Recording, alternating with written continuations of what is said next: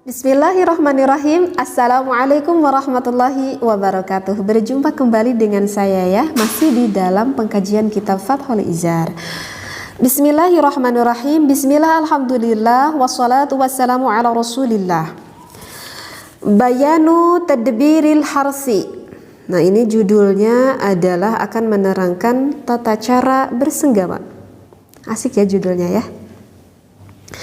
Qala al-imamul alimul alamatu Jalaluddin Abdurrahman As-Suyuti, berkata Imam Jalaluddin Abdurrahman As-Suyuti fil rahmati, di dalam kitab Ar-Rahmah fit tibbi wal hikmah, i'lam, ketahuilah, annal jima'a, sesungguhnya jima' itu la yasluhu, tidaklah baik, illa inda hayajani syahwati, kecuali pada saat gemuruhnya syahwat, ma'asti'dadil maniyi, dan juga tersedia mani yang cukup di dalam tubuh kita.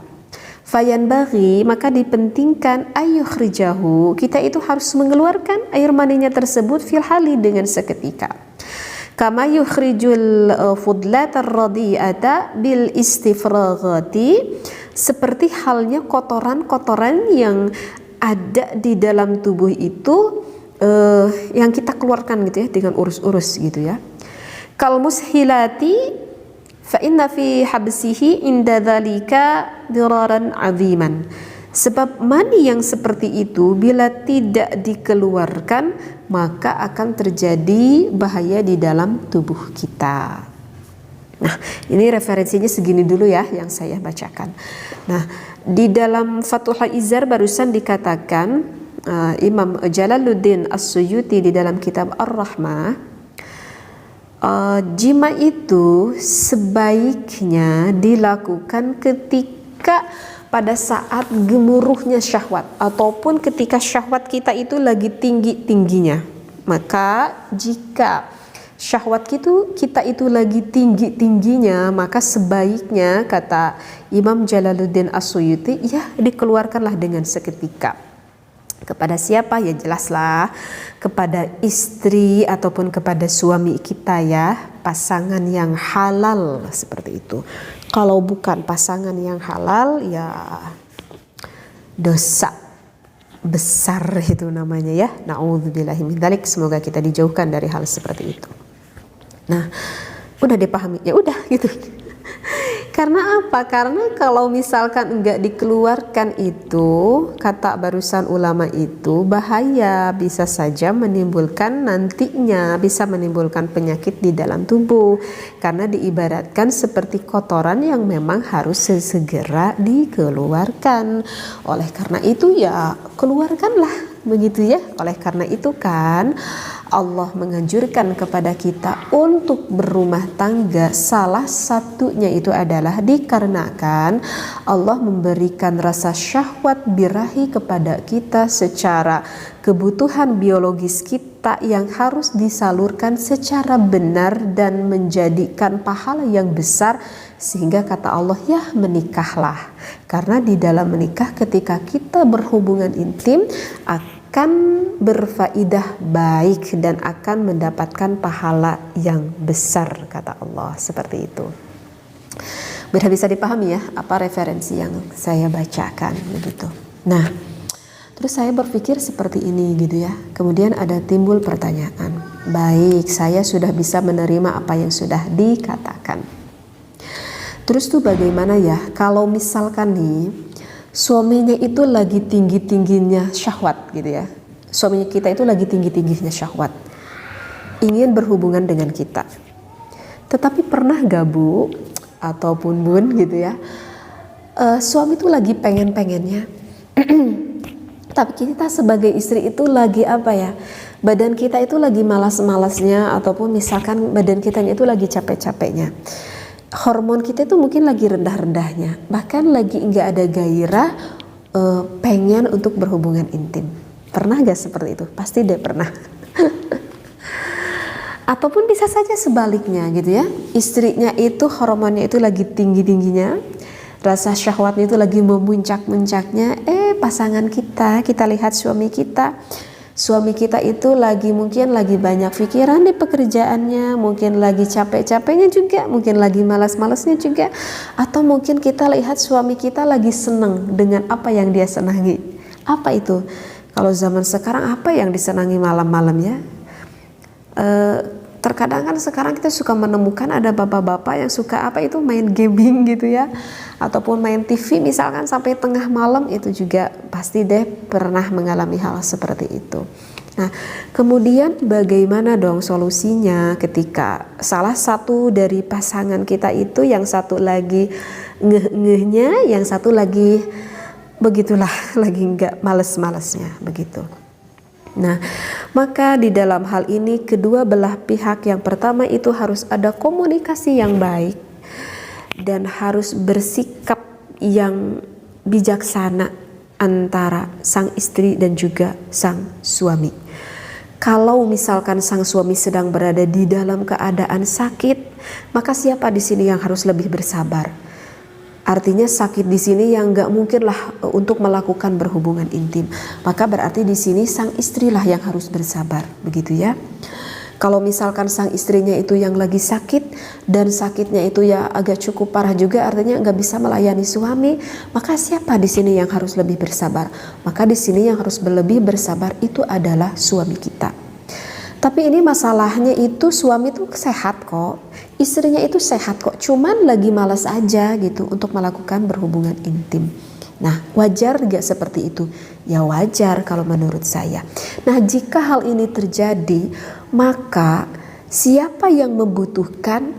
Wayahna tuh itu yang harus lebih bekerja keras. Kalau misalkan sang istri nih, misalkan gitu ya, yang lagi pengen-pengennya gitu sama suami, tapi kita lihat kok suami kita tuh malah jongjon aja lagi nonton TV ataupun lagi main HP gitu ya.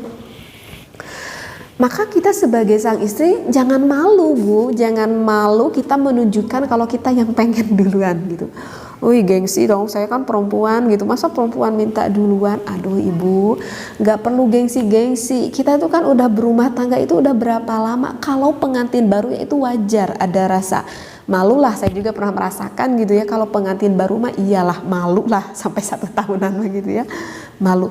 Tapi kan yang udah berumah tangga, yang udah bertahun-tahun, apalagi yang udah berumah tangga misalkan 10 tahun, masa mau mengukut rasa kemaluan itu kan nanti tersiksa diri kita sendiri gitu. Sedangkan suami tuh nggak tahu apa keinginan kita gitu. Jadi jangan sampai kita marah-marah gitu sama suami.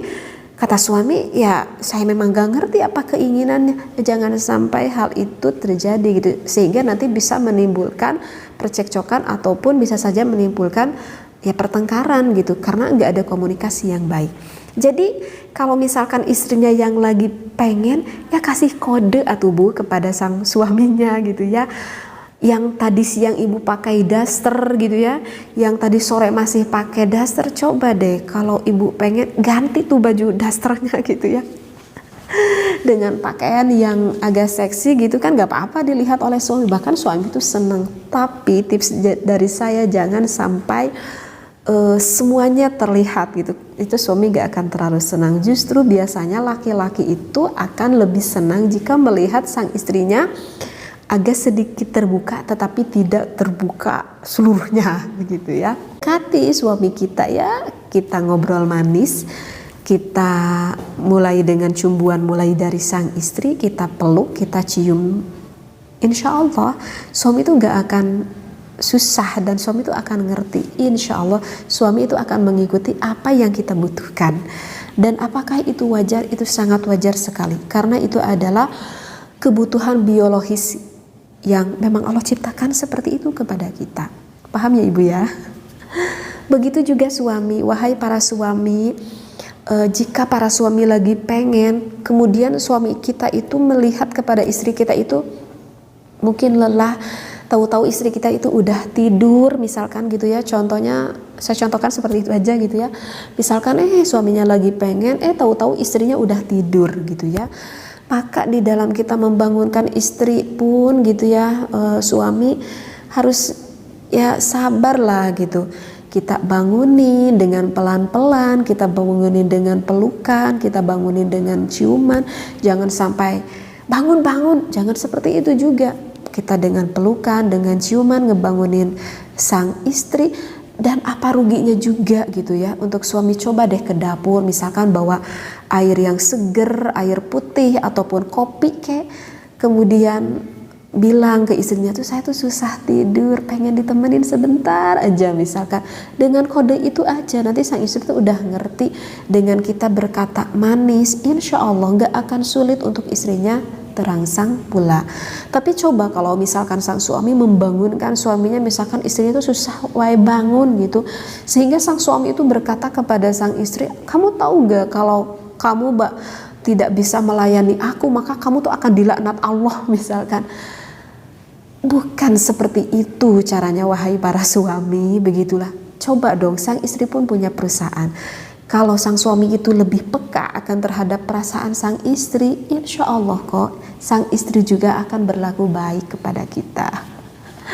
Maaf ya, saya agak mencontohkan yang agak dalam gitu agar bisa lebih dipahami begitu ya oleh para pendengar, seperti itu. Maka kan dari itu kan wa ashiruhunna bil ma'ruf, kita itu harus ya bil ma'ruf, dengan baik, dengan indah begitu ya. Ya di dalam berhubungan intim itu, intim pun ya harus dilakukan dengan baik, dengan indah gitu, jangan indah sendiri gitu. Jadi sekali lagi apa yang sudah saya sampaikan, jika suaminya yang sedang tinggi-tingginya syahwat, istrinya yang rada lemah, wayahna tuh suaminya yang lebih bekerja keras. Kalau misalkan istrinya yang lagi pengen, suaminya yang lagi lemes-lemesnya, wayahna tuhnya sang istri yang harus lebih agresif pertama kali merayu sang suami. Maka insya Allah keindahan di dalam berhubungan intim akan didapatkan. Mudah-mudahan apa yang saya sampaikan sangat membantu dan memberikan banyak sekali manfaat, wabil khusus untuk pasangan suami istri. Ingat, saya ingatkan kembali, jangan berpikir negatif, ambil positifnya, ambil ilmunya. Wallahu a'lam, wabillahi taufiq wal hidayah. Wassalamualaikum warahmatullahi wabarakatuh.